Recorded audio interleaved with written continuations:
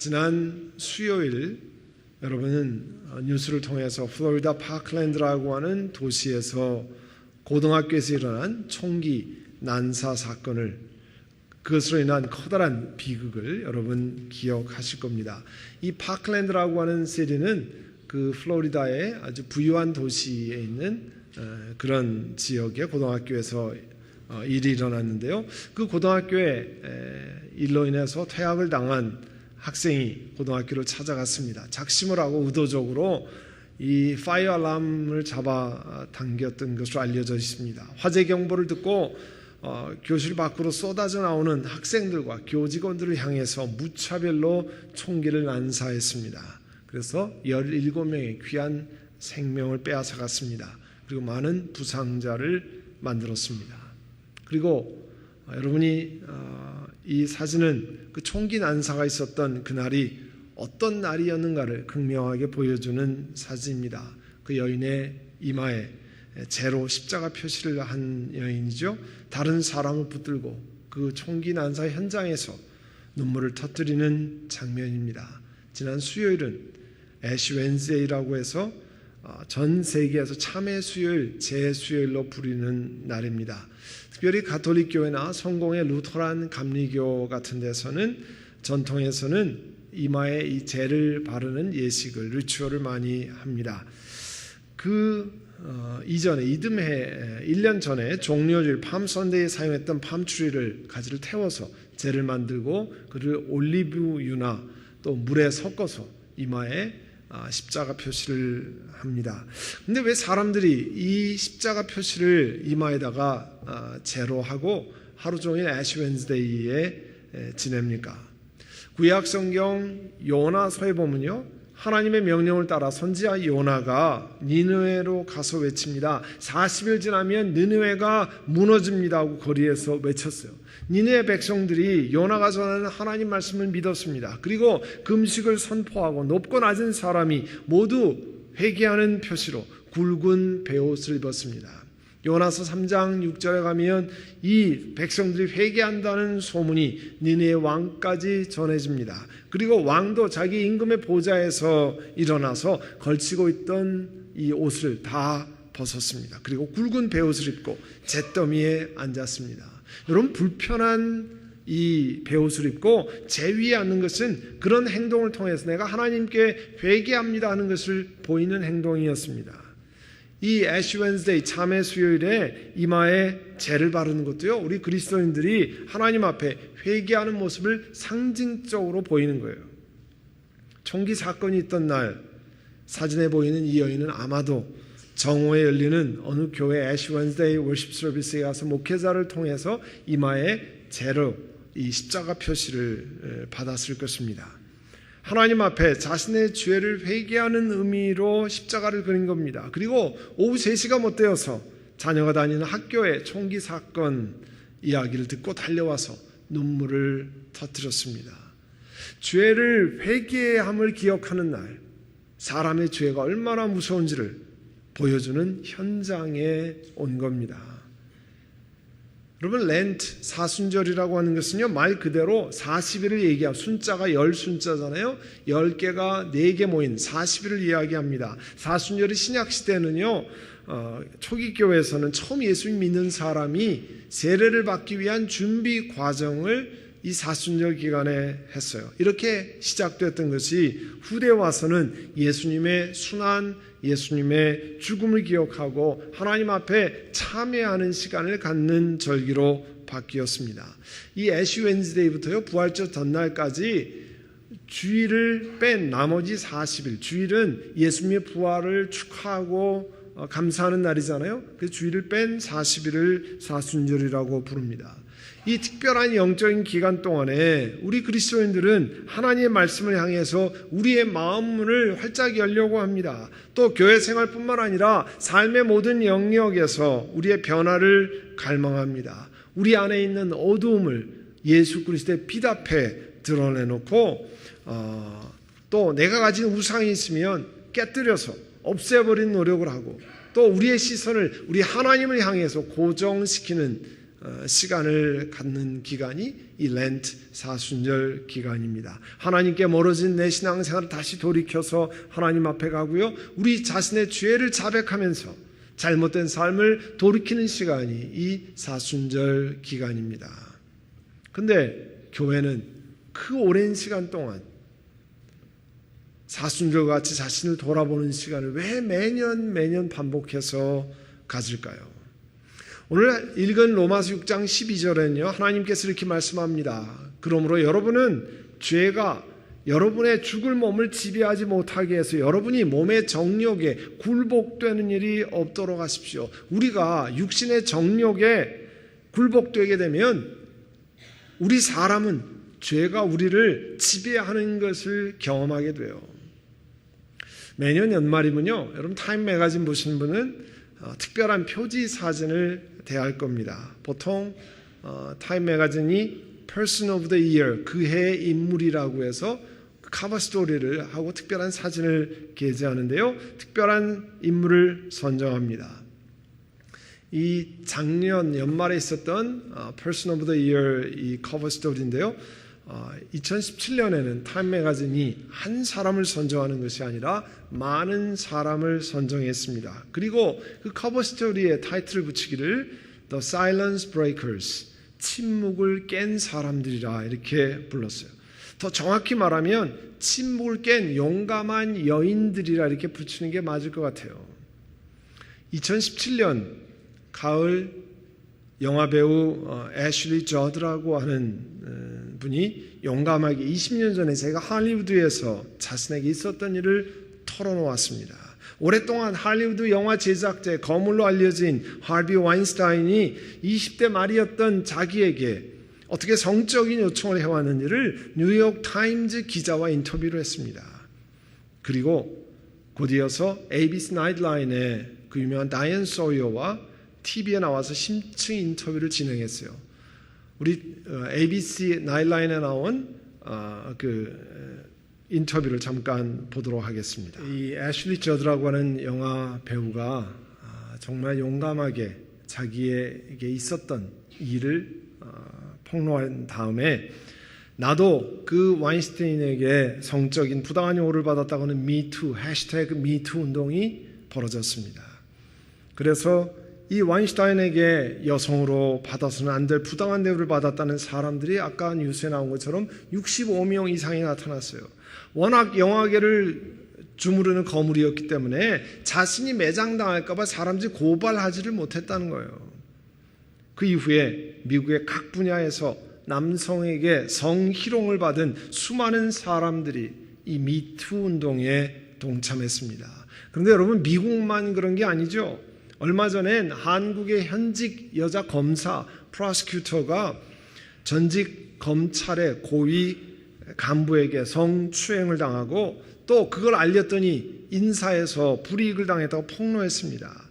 여러분, 한국 사회의 최고의 엘리트 집단에서 일어난 일입니다. 또 아주 최근에는요, 어느 연극 극단의 여성 대표가 한국의 대표적인 영국 연출가이고 극작가인 사람을 고발했어요. 자신에게 성추행한 일을 아주 적나라하게 고발했습니다. 이 여성이 뭐라고 얘기하냐면 그 연출자는 내가 속한 세상의 왕이었다라고 얘기를 해요. 연극계에서 그에게 잘못하면 살아남지 못하기 때문에 모두들 쉬쉬하고 도망 다닐 수밖에 없었다는 거예요. 이 고발한 이후에 그 사람이 연출하는 모든 연극 작품 공연이 다 취소됐습니다. 문단의 한 중견 시인이 작년 가을에 풍자시 괴물을 어느 문단 잡지에 게재했습니다. 그리고 TV에 나와서 담담하게 자기가 왜 그런 시를 발표할 수밖에 없었는지를 이야기했습니다. 그 시 안에 어떤 구절이 있냐면 이런 구절이 있어요. 노벨상 후보로 은이라고 발음하죠. 은의 이름이 거론될 때마다 은이 노벨상을 받는 일이 정말 일어난다면, 노벨 문학상을 받는 일이 정말 일어난다면 이 나라를 떠나야지, 이런 더러운 세상에서 살고 싶지 않아. 여러분, 우리나라 시인 가운데 노벨 문학상 후보로 거론되는 은자를 가진 시인이라면 온 국민이 다 아는 사람입니다. 이런 보도가 나간 다음에 그 원로 시인이요 한 언론에다가 30년 전 후배들을 격려한다는 취지에서 한 행동이 오늘날에 비추어 성희롱으로 규정된다면 뉘우친다라고 발표했어요. 근데 제가 그 발표를 보면서 성추행을 후배들을 격려한다고 하는 표현으로 하는 것으로 봐서 그 사람은 아직 뉘우치지 않았습니다. 그냥 들켰을 뿐이지 뉘우친 게 아니에요. 그런 반응에 그 폭로한 여자 씨는 뭐라고 하냐면 그 사람은 상습범입니다. 그리고 그로 인한 성폭력의 피해자가 대한민국 도처에 있습니다. 이야기했어요.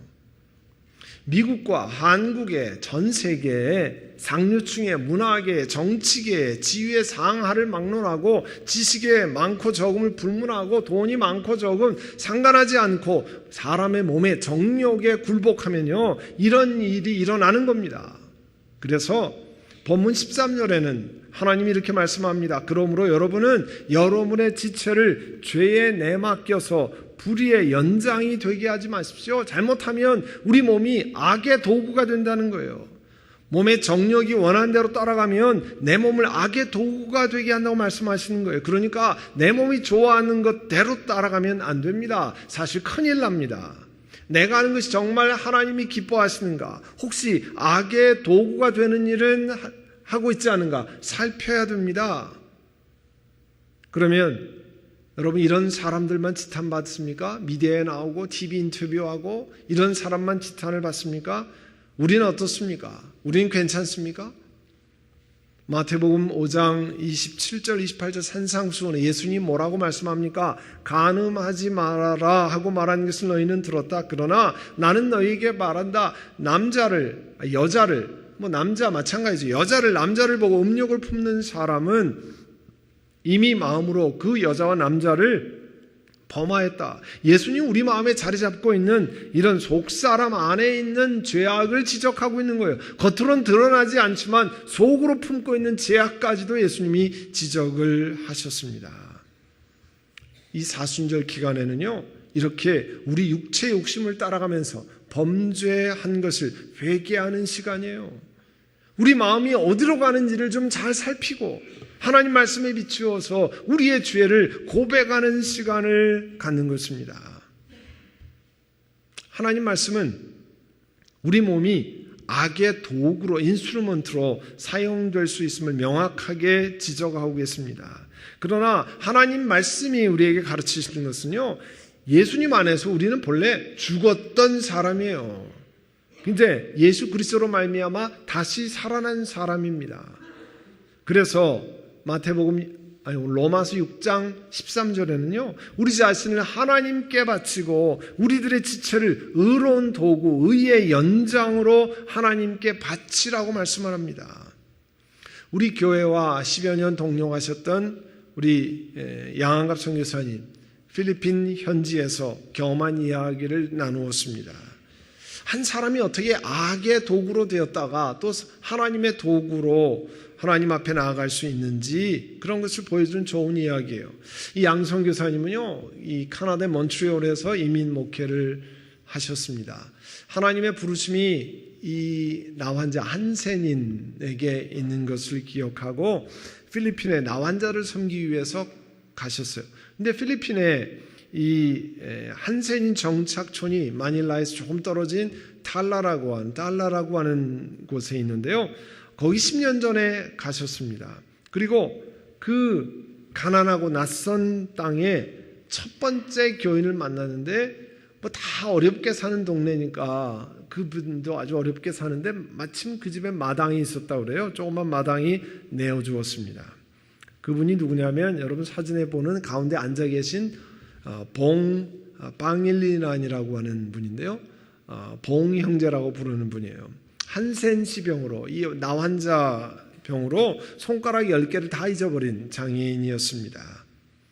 필리핀에 가보시면 얼마나 덥습니까? 땀이 줄줄 흘러내리고 하는데 하늘에 가릴 것 하나 없던 그 봉 형제의 작은 집에서 첫 번째 예배를 드렸습니다. 그리고 매주 그의 마당에 사람들이 하나 둘씩 늘기 시작했습니다. 뜨거운 햇살 아래서 예배 드리는 게 너무 안타까웠는지 봉 형제가 혼자서 손가락도 없는 사람이 지붕을 만들었습니다. 낡은 양철 조각들을 모아가지고 그의 마당의 위를 덮기 시작했습니다. 어른들이 모이고 청년들이 모이고 그곳에서 어린이들이 모였습니다. 그래서 봉의 마당은 그렇게 해서 교회로 바뀌어 갔습니다. 1년 후에 그 달라 교회를 건축하게 되었습니다. 그때 우리 선한 목자 교회에서도 같이 동참을 했는데요. 그때 봉에게 당신은 장애인이니까 건축 자재를 지키는 이 시큐리티 가드, 그 경비를 좀 서달라 부탁했어요. 그런데 그 일이 마음에 차지 않았던 모양이에요. 손가락이 없는 이 사람이 팔을 걷어붙이고 공사장 안으로 들어가서 맨손으로 흙을 긁어서 담았습니다. 그의 마지막 손가락 마디마디들이 통통 부어올랐대요. 만류해도 소용이 없었습니다. 이렇게 해서 달라 교회의 그 구석구석 건축물에 그분의 손자국이 남아 있다는 겁니다. 그런데 바로 그분이 쓰러졌어요. 스스로 걸을 수 없게 된 겁니다. 무릎 골수암 진단을 받았습니다. 그리고 그 안에도 점점 시력을 잃어가는 중병에 들었어요. 근데 양 선교사님의 더 충격적인 소식이 전해졌는데 뭐냐면 두 사람이 하나님을 원망하면서 믿음 생활을 아예 저버렸다고 하는 소식이었어요.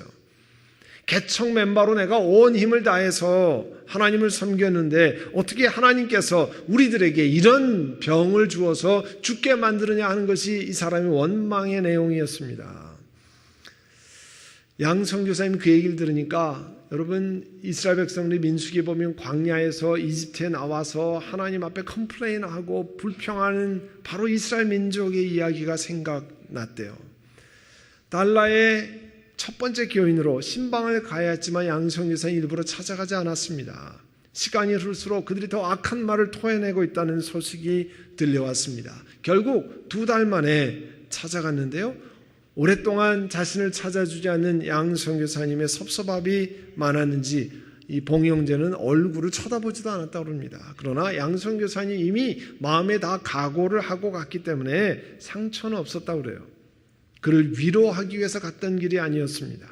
그를 책망하기 위해서 갔던 길이었어요. 그의 마당을 첫 번째 예배 초소로 한센인들을 위해서 내놓았던 일을 양 선교사님 칭찬하지 않았습니다. 몽당 손으로 교회를 건축하던 일도 칭찬하지 않았습니다. 왜냐하면 예수님께서 그들을 구원하시기 위해서 하나님의 아들이 죄가 되셔 십자가에 달리셔서 목숨을 내어버린 일에 비하면 그들이 한 일은 아무것도 아니기 때문에 그렇습니다. 그들은 자신들이 한 일을 내세워서 하나님은 우리들을 반드시 축복해야 된다고 하는 생각을 가지고 있었어요. 양 목사님은 그들에게 하나님이 당신들에게 빚진 분이 아닙니다.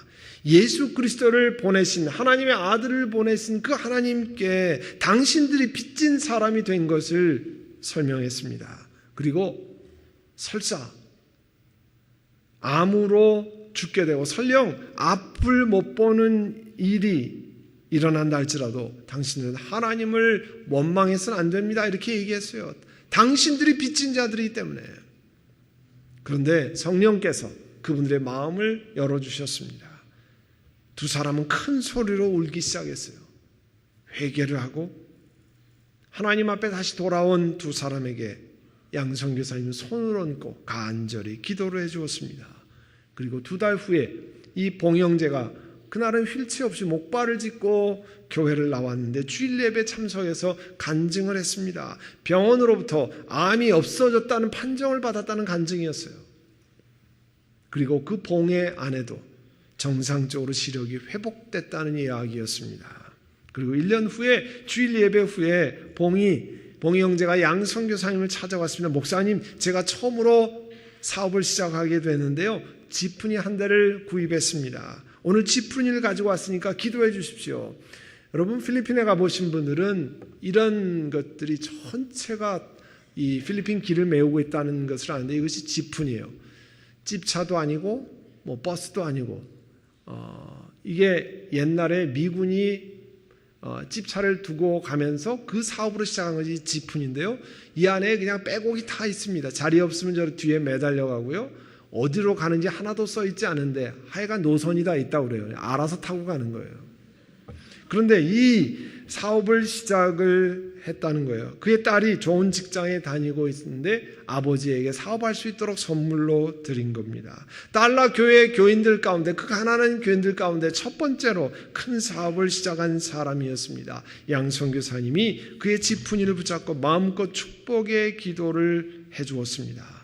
그리고 아주 최근에 주일 예배 후에 이 봉영재가 다시 선교사님께 와서 이런 말을 했습니다. 목사님, 제가 새 집을 지었습니다. 쌀 가게도 열었습니다. 새 집으로 입주하기 전에 목사님께 축복 기도를 받고 싶습니다.